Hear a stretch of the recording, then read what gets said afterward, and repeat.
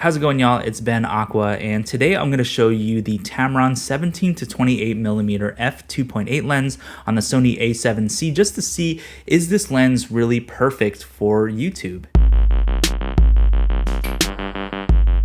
So what you're seeing right now is the Tamron 17 to 28 all the way zoomed out at 17mm, and I love that this lens is not only cheaper than the 24mm f1.4 G Master lens from Sony, which is about $1,400.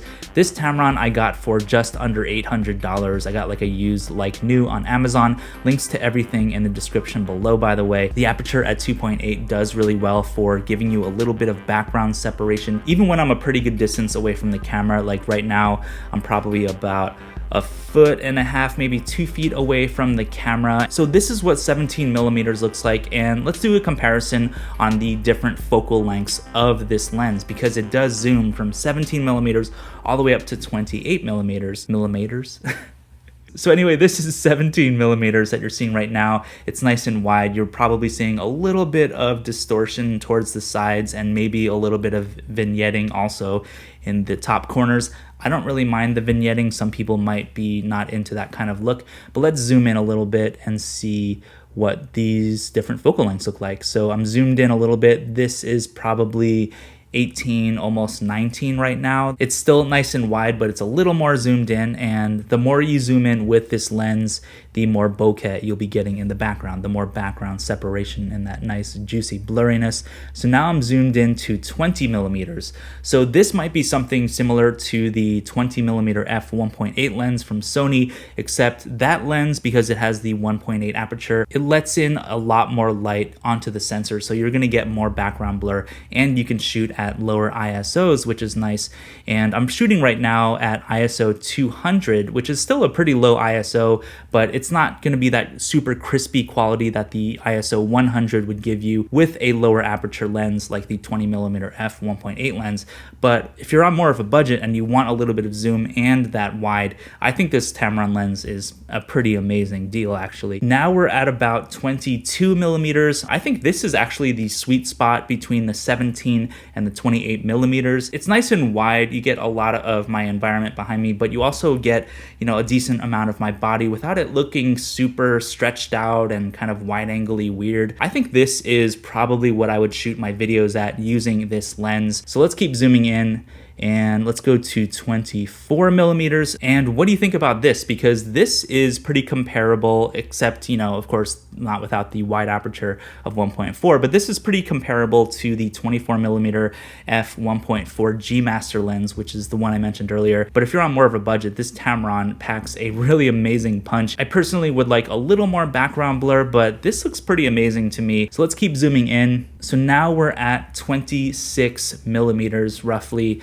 And what do y'all think about this focal length versus all the other ones? This is a little more zoomed in than I personally would like for these kind of talking head YouTube videos. But what I like about being able to zoom in and out on this lens is you can start really wide and zoom in if you want, like, certain things to be said, like, and then I say something exciting like this, and then you zoom back out, and then you can keep talking, and then you want to make another point, you just zoom in really quickly, and then you zoom back out. So it's pretty cool to have the option to zoom in and out on this lens. So now we're zoomed in all the way on the Tamron 17 to 28. This is what 28mm looks like, and again, I'm about 2 feet away from the camera.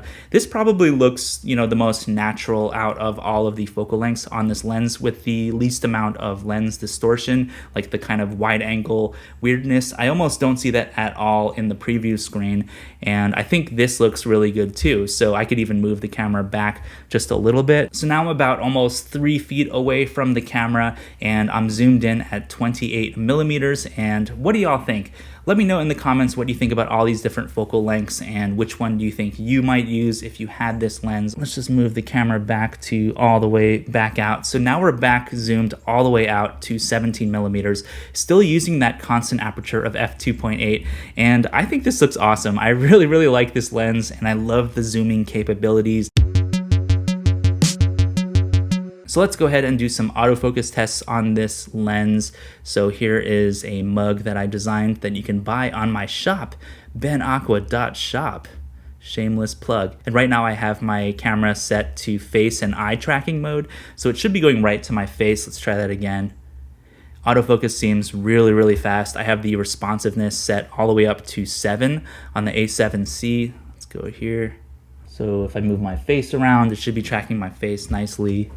And I'm also zoomed in right now at 17 millimeters. So let's zoom in just a little bit to my sweet spot that I like, about 22 millimeters, still a little bit wide and still looks good. Autofocus test. Oh, looks like it's not, oh, there it goes. Took it a second there. So it's not 100% perfect, but you know what lens is. Oh, it's still not going back to my face. What's up with that? Weird. I wonder if it's because the shadow on my eyes is kind of weird right now, but and go back to that time it did really well. There we go. So it's not perfect, but you know, it does a really good job. It seemed like it did a better job actually when I was zoomed all the way out. So let's try that again at 17 millimeters back to my face. Did a good job there. So maybe there's something about zooming in with this lens and the autofocus gets a little bit wonky. Let's zoom in all the way to 28 millimeters and try that same autofocus test. It's on my face, mug, face, mug. I guess I don't have to tell you what it's focusing on because you can see it because you're watching this video. Yeah, I wonder what it is about that one focal length. That's kind of weird. When I was at 22 millimeters, the autofocus is kind of weird. Let's try that one more time out of curiosity. Now we're back to about 22 millimeters. A little bit slow there. It's definitely focus hunting a lot actually with the 22 millimeters, which is a little bit concerning because that's the focal length that I'd probably be shooting a lot of my videos at.